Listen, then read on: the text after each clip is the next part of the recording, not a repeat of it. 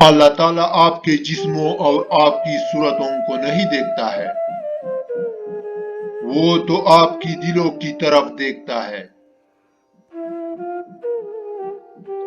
علم اپنے رب کو سمجھنے کا نام ہے، باقی سب تو رزق کمانے کا فن ہے۔ سکون قلب کی تلاش کا آخری مقام ذکر الہی ہے۔ اس باپ کے سامنے اکڑ کے مت چلو جس کی انگلی پکڑ کر تم نے چلنا سیکھا۔ اللہ تعالیٰ کی رحمت کی پہلی نشانی یہ ہے کہ انسان کو اپنے عیب نظر آنے شروع ہو جاتے ہیں۔ کسی انسان کو دکھ دینا اتنا آسان ہے جتنا سمندر میں پتھر پھینکنا، مگر یہ کوئی نہیں جانتا وہ پتھر کتنی گہرائی میں گیا ہے۔ اچھے لوگوں کا تمہاری زندگی میں آنا تمہاری قسمت ہوتی ہے، اور انہیں سنبھال کے رکھنا تمہارا ہنر۔ لفظ انسان کے غلام ہوتے ہیں، مگر صرف بولنے سے پہلے تک۔ بولنے کے بعد انسان اپنے الفاظ کا غلام بن جاتا ہے،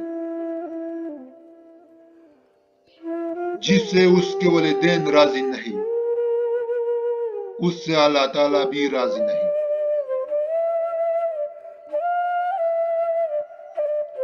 توبہ کا خیال خوش بختی کی علامت ہے، کیونکہ جو اپنے گناہ کو گناہ نہ سمجھے وہ بدقسمت ہے۔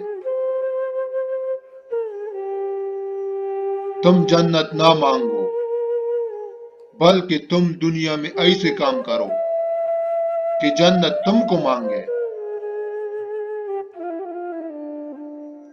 غموں کی راہ پر بڑے سکون سے چلو، کیونکہ یہ اللہ کے قریب کر دیتی ہے۔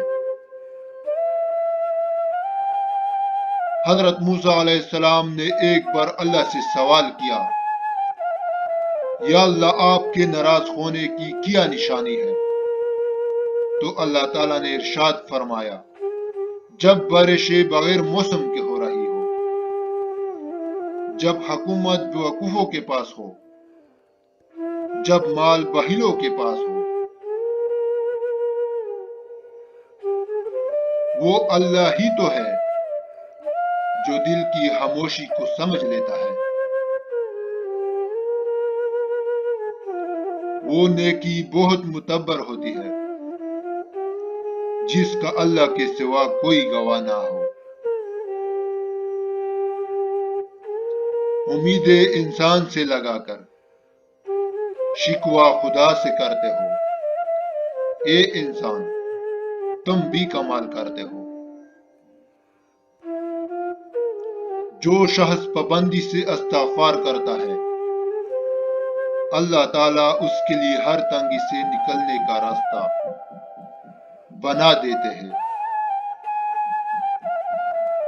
اللہ پر یقین سخت اندھیرے میں بھی روشنیاں پیدا کر دیتا ہے۔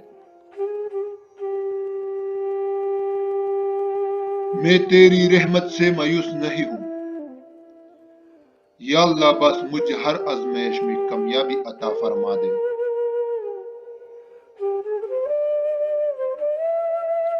جس نے سکھ میں شکر ادا کیا، اس نے دکھ میں رب کو بہت قریب پایا۔ میری لاکھ برائیوں کو جانتے ہوئے بھی مجھ سے بے انتہا محبت کرنے والا صرف میرا اللہ ہے۔ اللہ تعالیٰ کے فیصلوں پر یقین رکھو، زندگی آسان ہو جائے گی۔ جب کوئی مسلمان دوسرے مسلمان بھائی کے لیے دعا کرتا ہے تو فرشتے کہتے ہیں، اے اللہ ہمیں بھی یہی چیز عطا کرے۔ یہ جو تمہارا نفس ہے، تم اگر اس کو خیر میں مصروف نہیں کر لیتے تو یہ تمہیں شر میں مصروف کر لے گا۔